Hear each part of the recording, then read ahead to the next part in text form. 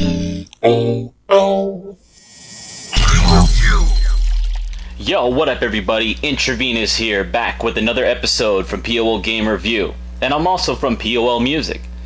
This will be another Spawn collecting video. Yes, we have done many Spawn action figures. In fact, this might be number 10. We've got a lot going on here. And I don't know if you can see what I got here below my fingertips. Right around here, and here, and here.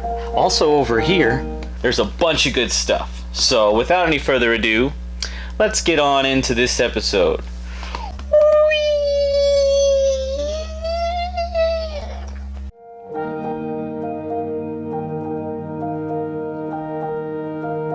Hi friends, thanks so much for tuning in to yet another episode following my ever-going journey to collect every single Spawn action figure that was ever released from 1994 to 1996 and beyond to an extent.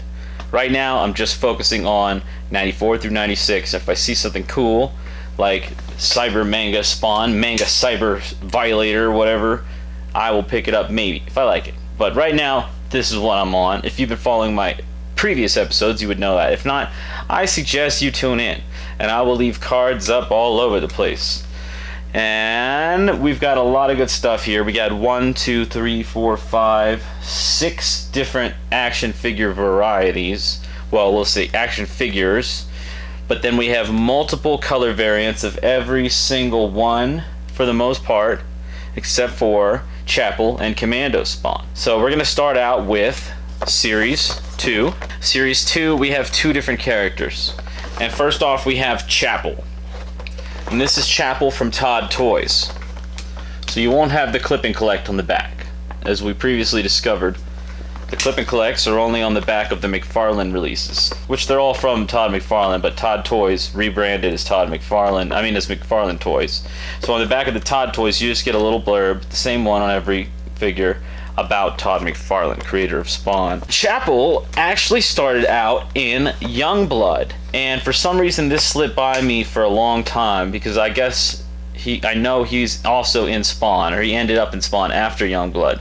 But he first appeared in Rob Liefeld's, or Liefeld's, I have to figure out how to pronounce his name, Youngblood comic book. And you'll see on the top it's got a sticker representing Youngblood, and it says next to his name on the top of the back cardboard that he is from Youngblood. I didn't realize that, and also when I first started this collecting adventure, I thought that they only did one featured character from another comic book, and only sometimes in these, but it turns out they did two, several times. And in Series 2, they had Chapel and Badrock. You'll see on the back some cool stuff. I haven't even thought about getting any of the Spawn Alley, Spawn Mobile, the Violator Monster Rig, the Violator Chopper, the Spawn Air Cycle. I haven't thought about getting those yet. One day perhaps. I'm really going for the action figures themselves and not so much the accessories, though I am aware that some of them actually come with an action figure, so it might be a cool variety. So that's Chapel there. We're going to move on to Badrock, and I have mentioned Badrock once before, and that would be this paint variation. This is the original paint job that is listed on the back. This is also from Todd Toys. So this does not have a clip and collect on the back. Well, we got another version. This would be the repaint, and as far as I know, the only other variation of Badrock, it's this shirtless one where he's got red pants and he looks pretty cool. And this was released from McFarlane Toys. So it's quite possible that this paint job was only in McFarlane Toys, that paint job was only in Todd Toys. I don't know if there's any other ones, but yes, Badrock is also from Youngblood. And since we got a McFarlane Toys version of Badrock now, we can actually read the clip and collect. So let's see what the clip and collect has to say. Badrock. Like Chapel, Badrock is a member of the covert government force called Youngblood. Badrock uses his super size and strength to defeat evil enemies the world over. After a freak accident in his father's lab, Badrock is a 13-year-old kid morphed into the superhero he is today. He and Overkill continually battle each other. I did not realize that Badrock was a 13-year-old kid. He's a big boy. So also, very cool, both of his rockets or his missiles are taped in still at the top. And as you may have seen in my previous episode with Badrock, one of his missiles has fallen from the top and is jangling around in there. So that's Badrock, everybody. I'm pretty happy to have both of those now, and it turns out my McFarlane Toys one is in pretty good condition, as well as my Todd Toys. And we finally got to read that clip and collect. So next up, and the final one from Series 2 in this episode, we have Commando Spawn. And this is Commando Spawn in his original paint job, yet he has gold weapons, which he does not normally have gold weapons. That does make this a variant. His original weapon color would be silver. It would seem that the rest of his body and coloring is the same, aside from those weapons. Commando Spawn has a bazooka that fires a missile, removable knife that fits in his hand. That's funny, because why would they give him a knife that couldn't fit in his hand? That would be a bummer, wouldn't it? And he's got some like double barrel shotgun thing. Really cool. I like the gold weapons. This is from McFarlane Toys. And so we do have a clip and collect for Commando Spawn. The only time Commando Spawn has shown up on this show yet has been in this special edition gift set bag here, where he's teamed up against a giant Violator in red and black color variant.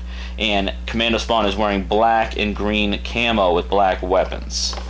So it also seems that I've seen him with that same color variation in actual packaging.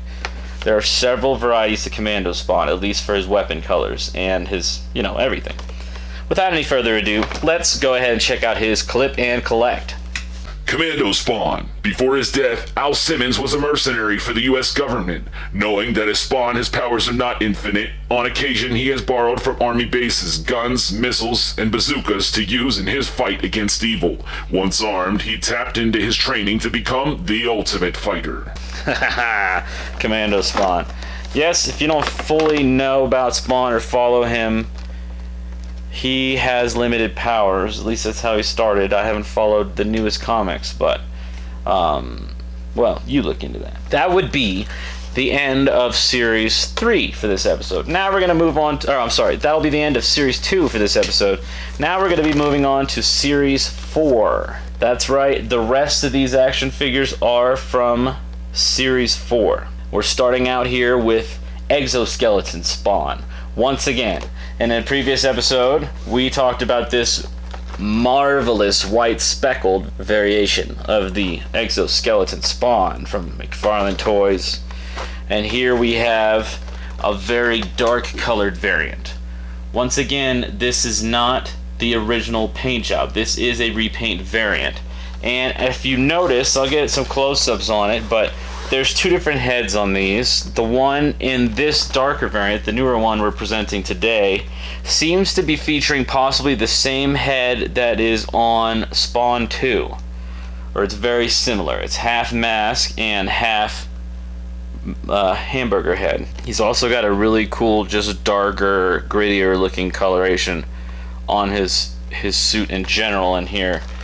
This one, the white one, he is completely unmasked, and he's got his mouth gritting open instead of the one where it's half mask. He's like Ninja Turtle face, where he's like half. Where he's like, like half.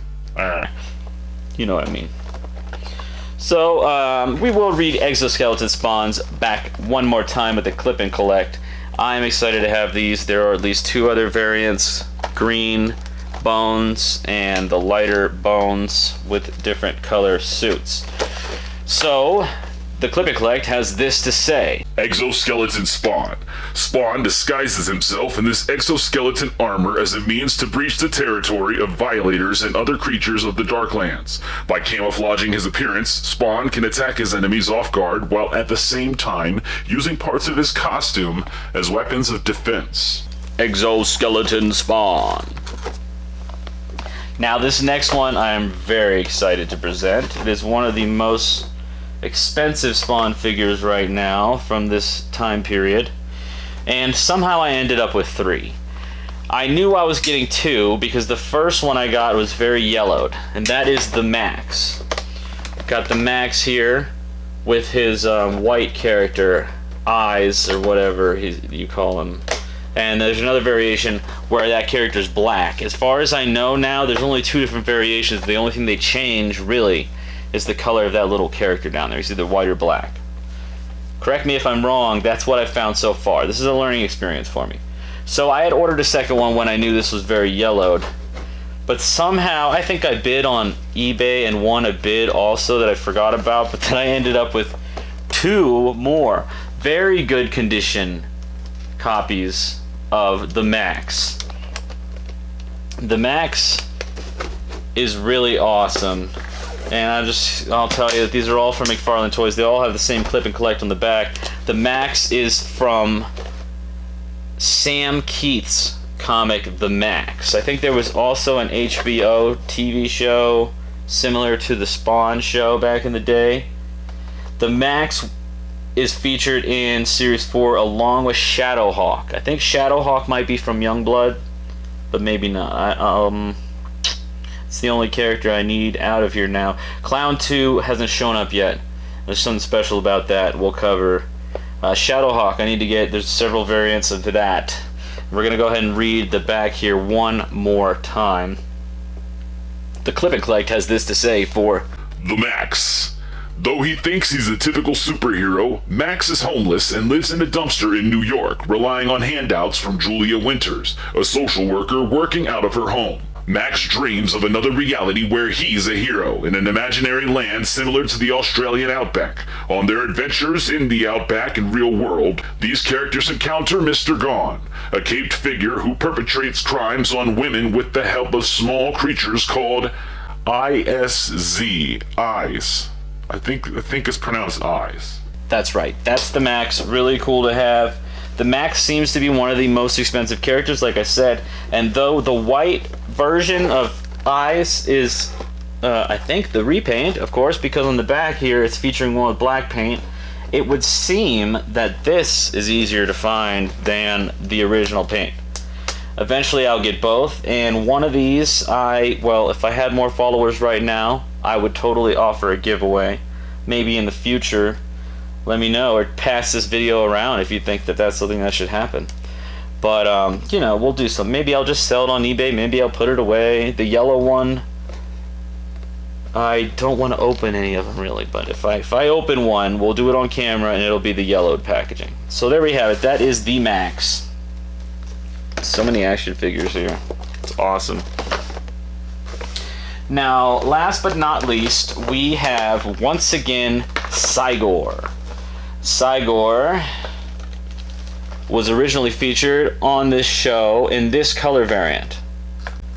That is a repaint. We now have the original paint job of Saigor, where he is wearing his gray and purple outfit with shades of green. Yes, Saigor is pretty neat. After I read his Clip and Collect in the last episode, I became much more intrigued, actually. On the back, you'll see that this is the original color variation, and his Clip and Collect, once more, has this to say. Cy-Gor. During the war years, governments tried to build superhumans, and animals were used in preliminary testing. Experiments were never conducted on humans because the results with animals went grossly wrong.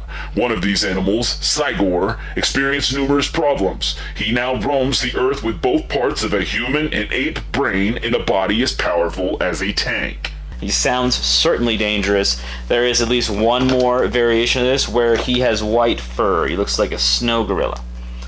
And I will pick that up at some point.